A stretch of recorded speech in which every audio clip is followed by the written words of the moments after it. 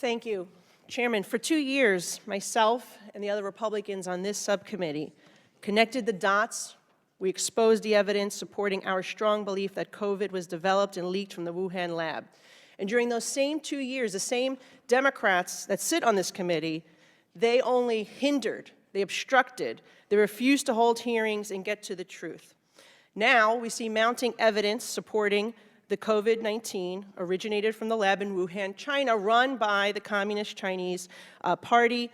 And this hearing is about getting to the truth. I thank the chairman for making this the very first hearing, because the American people who have seen just as many fellow Americans die from COVID, as nearly as many die from COVID, that died in every war since the American Revolution combined, deserve to know the truth.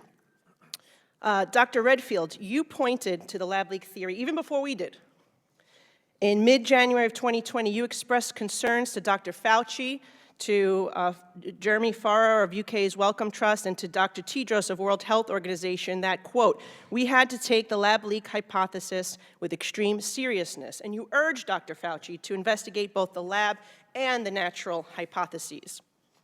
Shortly thereafter, on February 1st, Farrar convened a meeting of a group of 11 top scientists across 5 time zones and asked Dr. Fauci to join, and he wrote, quote, my preference is to keep this group really tight. Obviously, ask everyone to treat in total confidence, unquote. Dr. Redfield, you were excluded from this call, but up until then, you had been on you were included in every other conversation. What changed? Why do you think that you were excluded from these conversations? Thank you very much. I think just to emphasize, in early to mid-January, I did have multiple calls with Fauci, Farrar, and Tedros about how important I thought it was that science get engaged in aggressively pursuing both hypotheses. I also expressed, as a clinical virologist, that I felt it was not scientifically plausible that this virus went from a bat to humans and became one of the most infectious viruses that we have for humans. All viruses are not the same.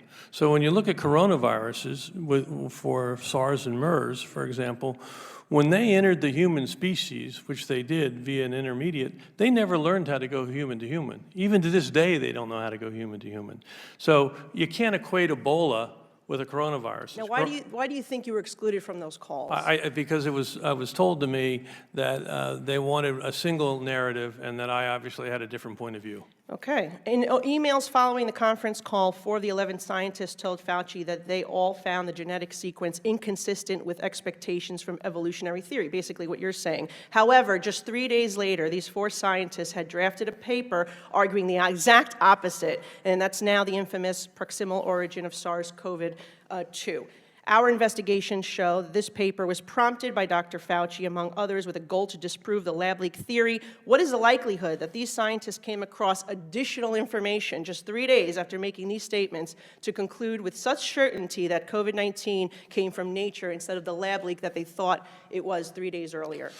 Yeah, I think it's unfortunate. Again, I've said this before, that this whole approach that was taken on February 1st, and subsequently in the month of February, if you really want to be truthful, it's antithetical to science. Thank you. Science has debate, and they squashed any debate. Thank you. Given what we know now and looking at all the conversations in February of 2020 and before the release of the paper, do you think that Dr. Fauci used this paper to hide the gain-of-function research created this virus? I can't talk about Fauci's motivation. Do you think that the paper does hide the truth? I think it's an inaccurate paper that basically was part of a narrative that they were creating. Remember, this pandemic did not start in January at the seafood market. We now know there was infections all the way back into September. This was a narrative that was decided that they were going to say this came from the wet market, and they were going to do everything they could to support it, to negate any discussion about the possibility that this came from a laboratory. I got 20 seconds left. Dr. Fauci was affirmatively told in an email that NIAID had a monetary relationship with the Wuhan Institute through EcoHealth Alliance. He was told this in January 27th of 2020. Do you think that Dr. Fauci intentionally lied under oath to Senator Paul when he vehemently denied NIH's funding of gain-of-function research? I think there's no doubt that NIH was funding gain-of-function research. Is it likely that American tax dollars funded the gain-of-function research that created this virus? I think it did, not only from NIH, but from the State Department, USAID, and from DOD. I'm out of time. Thank you very much. Now recognize Ms. Ding.